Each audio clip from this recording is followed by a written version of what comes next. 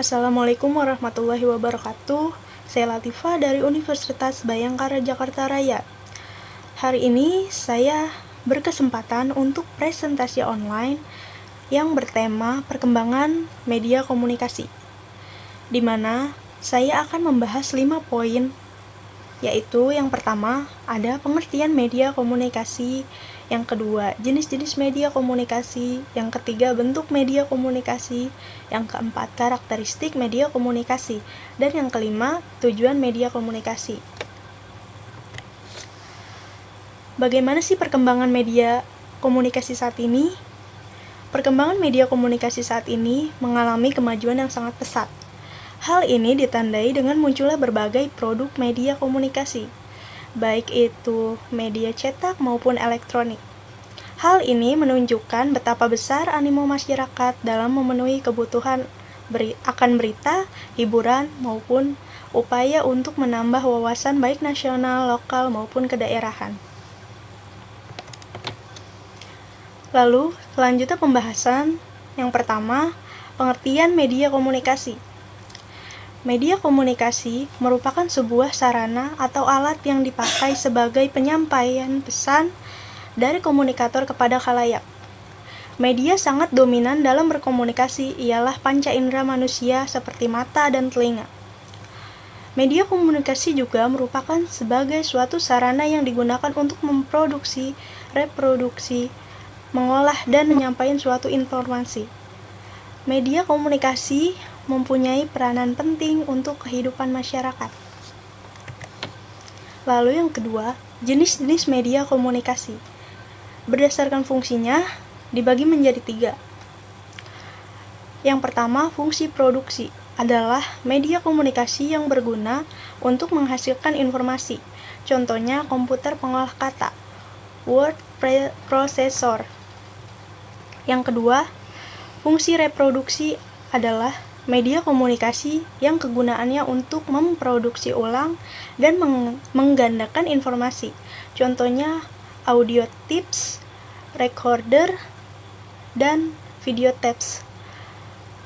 Yang ketiga, fungsi penyampaian informasi adalah media komunikasi yang digunakan untuk komunikasi yang dipergunakan untuk menyebarluaskan dan menyampaikan pesan kepada komunikan yang menjadi sasaran.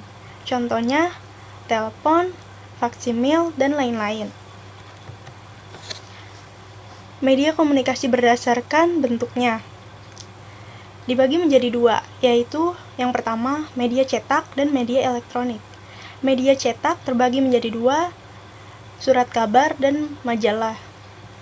Lalu, yang kedua, media elektronik terbagi menjadi 4. Yang pertama, siaran radio, televisi, internet, dan HP.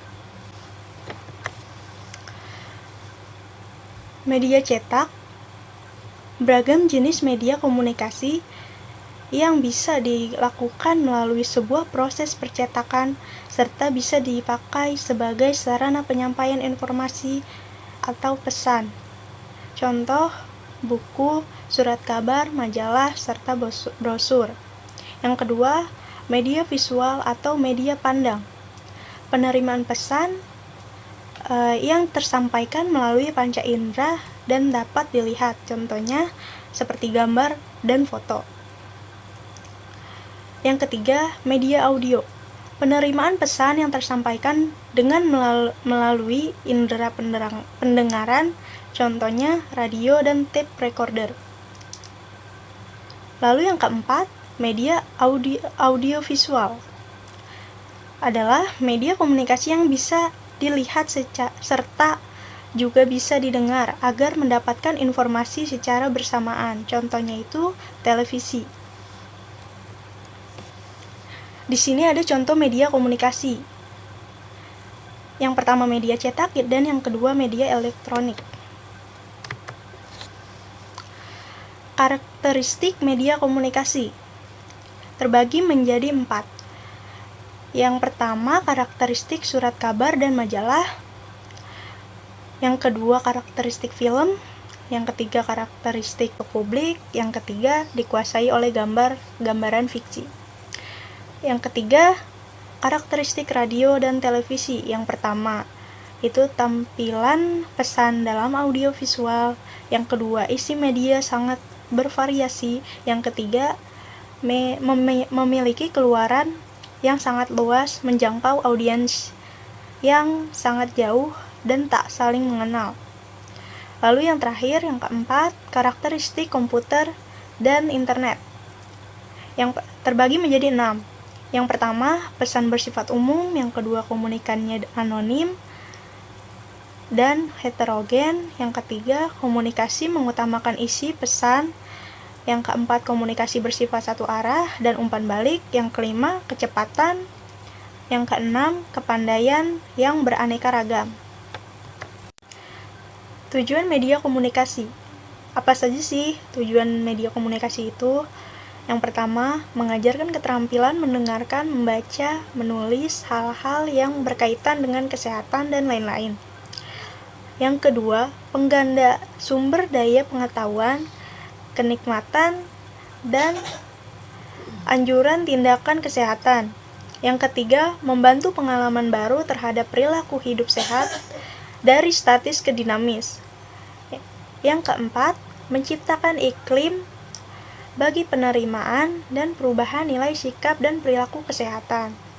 Yang kelima, meningkatkan aspirasi di bidang kesehatan. 6. Menciptakan rasa kebanggaan atau kesetiaan terhadap produk dan lain-lain. Dan yang terakhir ada kesimpulan dari perkembangan media komunikasi. Teknologi media komunikasi di zaman yang modern ini sangat dibutuhkan oleh masyarakat luas karena akan mempermudah komunikasi dari satu orang ke orang yang lain. Teknologi media komunikasi mempermudah kita untuk mencari informasi yang baru dan serta memberikan wawasan yang luas untuk kita. Jadi teknologi media komunikasi sangat berperan penting untuk kehidupan sehari-hari. Sekian presentasi online dari saya, semoga bermanfaat. Kurang lebihnya mohon maaf. Wassalamualaikum warahmatullahi wabarakatuh.